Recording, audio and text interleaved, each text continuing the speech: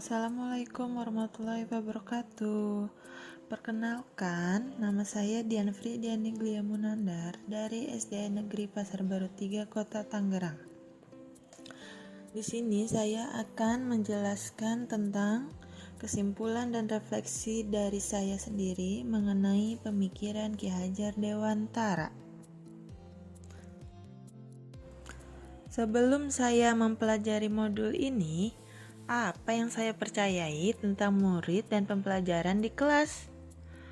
Yang pertama, murid seperti kertas kosong yang bisa kita gambar sesuka hati. Jadi bagi saya murid itu belum memiliki minat, bakat, dan potensinya. Jadi kita harus menumbuhkan bakat itu dan potensi tersebut. Seperti itu. Lalu yang kedua, lebih senang menggunakan metode ceramah yang nyaman untuk guru. Jadi lebih nyaman pembelajaran berfokus kepada guru. Jadi siswa hanya mendengarkan apa yang dijelaskan oleh guru. Lalu yang ketiga adalah murid memiliki motivasi belajar yang rendah.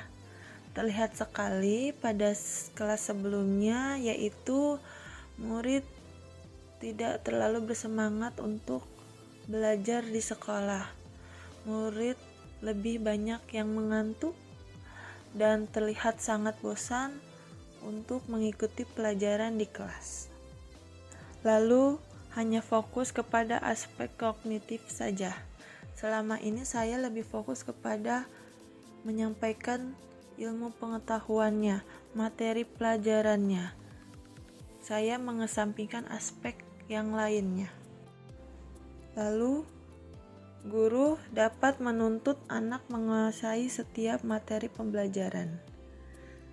Jadi, sebelumnya itu saya selalu menuntut anaknya untuk menguasai materi tersebut dengan mendapatkan nilai yang bagus dan berpikir bahwa dengan nilai yang bagus adalah keberhasilan yang utama. Karena menuntut itulah saya terkadang bisa marah kepada siswa dengan cara membentak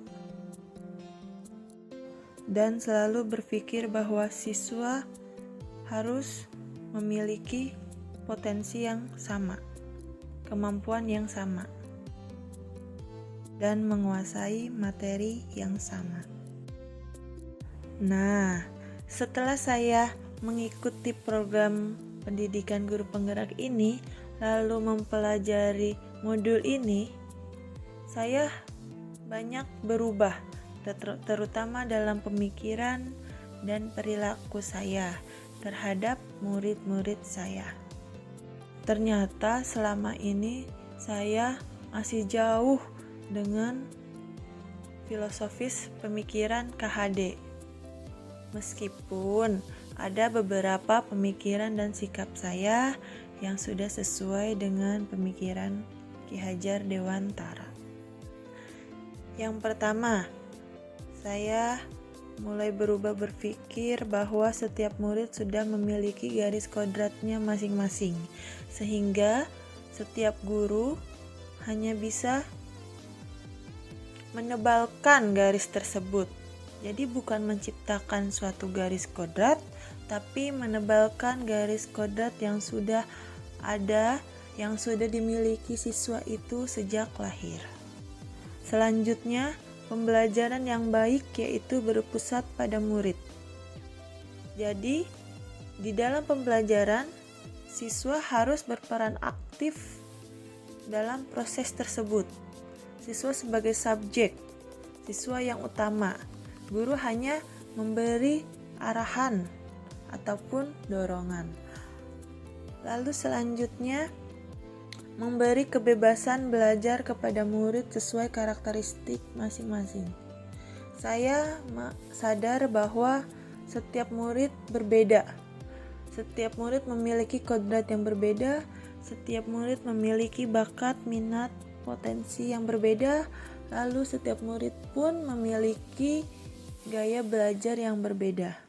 Sehingga saya harus memberi kebebasan mereka dalam belajar sesuai dengan kemampuan mereka, sesuai dengan karakteristik mereka masing-masing.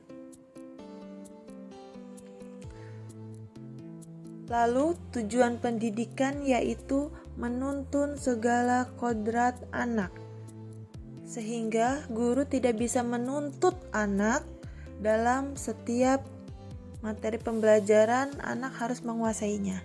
Namun, guru hanya menuntun, mengarahkan, memberi arahan, memberi tuntunan bagaimana si anak mengembangkan kodratnya, mengembangkan bakat minatnya maupun potensinya. Sebelumnya saya membuat proses pembelajaran yang membosankan, lalu saya berpikir bahwa saya harus membuat pembelajaran yang menarik dan menyenangkan, sehingga akan meningkatkan motivasi siswa saya, sehingga siswa saya semangat dalam belajarnya, tidak ada yang bosan lagi maupun mengantuk lagi. Jadi, apa yang dapat segera saya terapkan yang lebih baik agar kelas saya mencerminkan pemikiran Ki Hajar Dewantara? Yang pertama, saya merancang rencana pembelajaran yang menarik dan menyenangkan dengan berpusat pada murid.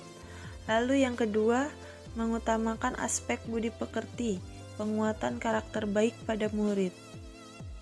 Jadi siswa harus memiliki karakter berbudi pekerti luhur sesuai dengan karakter bangsa Indonesia. Lalu proses pembelajaran sesuai dengan kodrat alam dan zaman. Saya dituntut untuk membuat proses pembelajaran sesuai dengan alamnya dan zamannya siswa tersebut. Alamnya seperti apakah siswa itu di pegunungan atau di pantai atau di daerah persawahan. Lalu zamannya, karena sekarang pada abad ke-21 dengan perkembangan teknologi yang sangat canggih, yang sangat cepat, maka guru dituntut harus melek teknologi, harus menggunakan teknologi itu dalam proses pembelajaran untuk kecakapan siswa tersebut. Guru harus mengembangkan keterampilan agar siswa siap menghadapi perkembangan teknologi tersebut. Lalu yang keempat, memasukkan unsur permainan dalam proses pembelajaran sesuai kodrat anak. Karena kodrat anak salah satunya adalah bermain, maka saya akan memasukkan unsur permainan yang bisa berkolaborasi dengan materi-materi yang akan saya sampaikan. Lalu menggunakan sistem Among. Guru menuntun anak dalam menebalkan garis kodratnya dengan berbasis sosiokultural, memanfaatkan budaya kearifan lokal di daerah saya. Dan tak lupa menerapkan asas taman siswa untuk berhamba pada sang anak, yaitu mendidik dengan ikhlas, penuh kasih sayang, serta sabar dengan tujuan yang berorientasi pada murid. Sehingga kesimpulannya adalah melalui sistem Among, guru menuntun segala kodrat anak agar dapat mencapai keselamatan dan kebahagiaan yang setinggi-tingginya. Lalu, proses pembelajaran yang baik harus berpusat pada murid dengan mengintegrasikan permainan dan kearifan budaya lokal. Lalu, guru dituntut mendidik dan mengajar muridnya sesuai dengan tuntutan alam dan zaman, yaitu abad 21. Dan yang terakhir adalah fokus kepada penguatan karakter baik pada anak dan keterampilan untuk kecakapan hidup anak secara lahir dan batin.